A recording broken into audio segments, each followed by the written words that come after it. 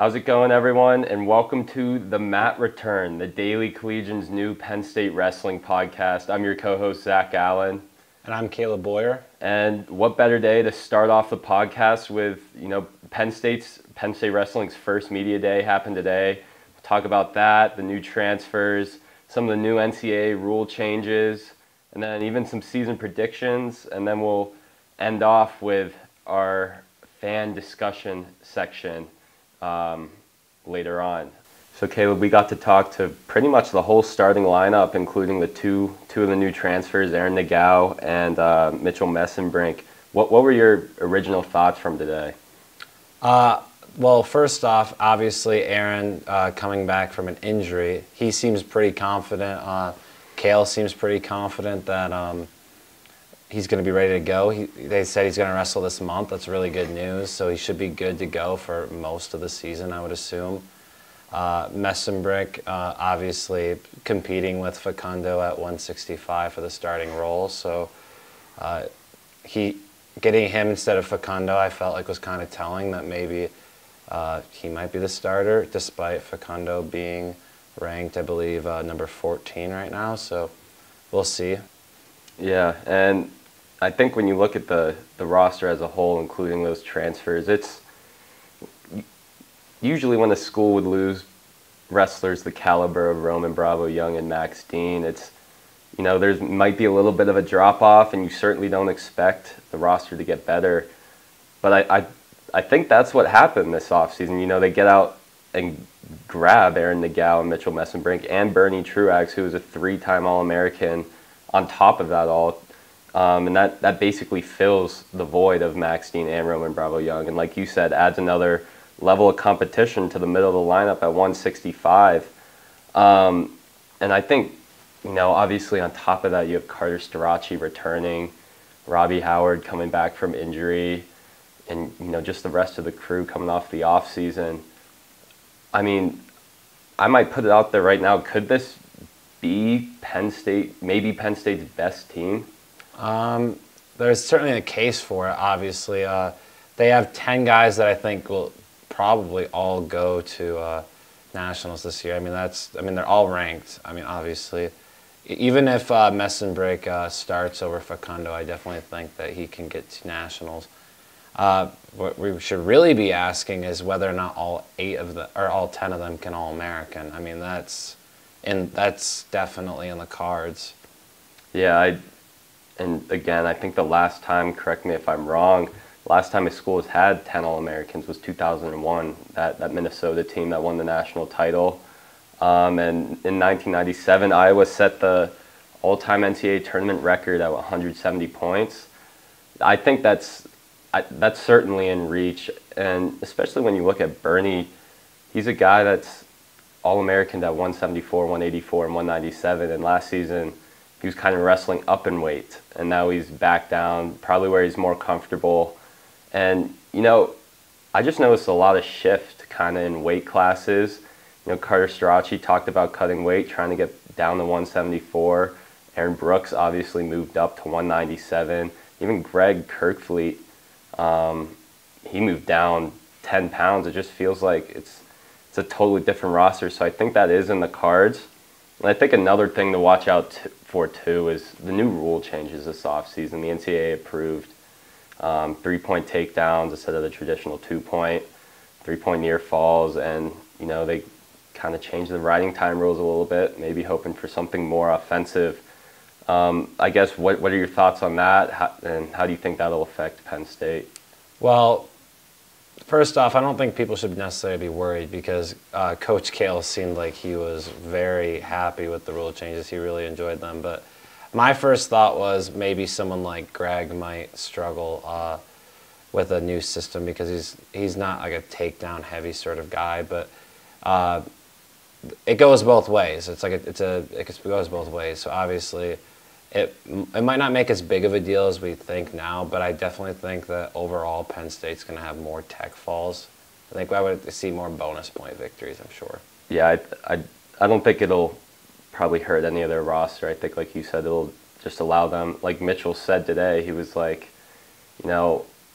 it's not going to change how we dominate. It'll just happen quicker because now instead of, I think, when a wrestler would take someone down and cut them loose, you need 15 of those to get a technical fall, and now you just need like 7, I think. And so it's just going to happen a lot quicker. And I think, like you said, Greg, I think that was one of the reasons he said he dropped in weight. He kind of said he was, feeling a little tired a little bit, and so he dropped down. Now he has more energy. He can be quicker, and he did show flashes of getting those takedowns. He's a great wrestler. He's one of the top heavyweights in the country. He's more than capable of getting those. It's just now he might not have 5 minutes of riding time. He'll have to do it in another way. But yeah, I just don't see how it affects Penn State at all. If anything, it'll be positive, which seems to be the trend for this Penn State team this whole offseason. Obviously, they get kicked off at the Journeyman Duels in just a few days here, and then they'll get into Big Ten play in January. But where do you see Penn State struggling, if at all? Well, I obviously think they're probably gonna win out for duels. I mean, there's the 2 teams you would look at to compete with Penn State this year in conference would be Michigan. They added a lot in the transfer portal, and then Iowa, obviously, always a problem. But I definitely think this team's gonna roll to another 2 titles in the Big Ten and at Nationals this year. Yeah, I think Nebraska's another school to throw in there, but when you've looked at Penn State rosters the past 2 years, last year there was the hole at 125. The year before there was a hole at 157. There's no holes across the board. I think every wrestler is ranked in some capacity, and it's just, I don't know. I don't think any team's really going to come close. And then you mentioned Iowa. They just had tonight. They just had 3 wrestlers suspended for the season: Abe Assad, Tony Cassiope, and Nelson Brands for sports wagering, and that just takes away even more of Iowa's potential, upset power over this Penn State team. Right. So I just don't think, there's really going to be anything that can stop them. But yeah, we'll move into our fan discussion section. We had 2 responses from you guys. We only have a limited amount of time. Don't overflow our inboxes or anything, but we appreciate it. The first one we'll start off with from John M. Clark on X/Twitter. It's just simple. Mess and Brink's roll. You take it away. I definitely think that there's an argument for him to start. Facundo had a great season, like right before postseason started, and then he kind of got lost, I felt like. I mean, Big Tens didn't go his way. Obviously, Nationals didn't shake out his way. And we're talking about a guy who was, at one point, like top, wasn't he like 7? He was 8. Yeah, he was top 10. He was up there, and then he ended up falling off at Nationals. But I definitely think that Messenbrink, if he isn't a full-time starter, that he will be in that conversation. Like, he'll be starting the off days for Facundo. We might see split time. Someone mentioned that, and Kale kind of gave a non-answer, so we'll see how it shakes out. Yeah, I think, to your point, Facundo kind of faded towards the end of the postseason there, but Messenbrink's a U20 world champion. I mean, he's a beast, and that's why they went out and got him, knowing they had Facundo at that spot already. So if I had to guess, I'd say Mitchell's going to start, just because I think he adds a little bit more firepower, even though he's kind of unproven. He's only 2-0 in college at Cal Baptist last season before he transferred. But yeah, that weight class specifically is stacked. Even if you go to the 3rd string, Terrell Barraclaw moved up, and he was ranked last year before Levi kind of took over. But yeah, that was the first one. Then the second one comes from Andrew Buckman at Buckman Sports. This isn't even about Penn State wrestling, just Penn State or just wrestling in general.